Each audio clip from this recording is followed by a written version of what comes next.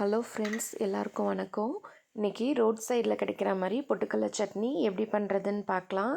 இதுக்கு நான் பெரிய வெங்காயம் எடுத்திருக்கேன், இஞ்சி பூண்டு ஒரு 8 பச்சை மிளகாய் அளவுக்கு எடுத்துருக்கிறேன். இது எல்லாத்தையுமே வானலில் எண்ணெய் சேர்த்து நல்லா வதக்கிக்கலாம். இது நல்லா ஒரு 10 நிமிஷம் வதங்கினதுக்கு அப்புறமா இது கூட நம்ம பொட்டுக்கடலை சேர்த்துக்கலாம். பொட்டுக்கடலை சேர்த்து ஒரு 2 நிமிஷம் அப்படியே வதக்கிடுங்க.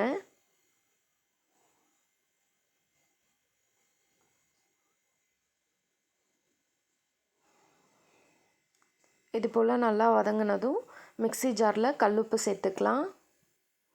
இப்போது வதக்கி வச்சுருக்கிற வெங்காயம் பச்சை மிளகாயும் சேர்த்துக்கலாம். இதை நைஸாக ஒரு பேஸ்ட்டாக அரைச்சி எடுத்துருங்க. இப்போது இதை அப்படியே தாளிச்சிடலாம். அடுப்பில் வானல் வச்சுக்கோங்க, கொஞ்சமாக எண்ணெய் சேர்த்துக்கோங்க. தாளிக்கிறதுக்கு கடுகு உளுத்தம்பருப்பு சேர்த்துக்கலாம்.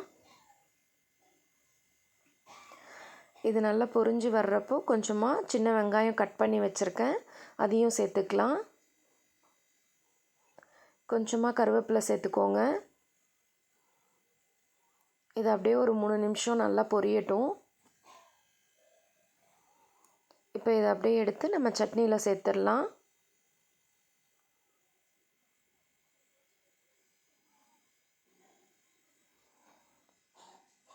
கொஞ்சமாக மல்லி இலை சேர்த்துக்கோங்க. இதை நல்லா கலந்து விட்டுருங்க. சட்னி நல்லா இந்த அளவுக்கு தண்ணியாக இருக்கணும், அப்போ தான் டேஸ்ட்டு நல்லாயிருக்கும்.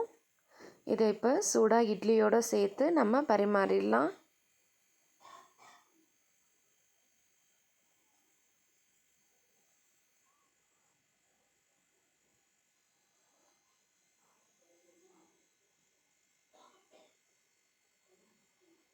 இந்த சட்னியோட டேஸ்ட்டு ரொம்ப சூப்பராக இருக்கும்.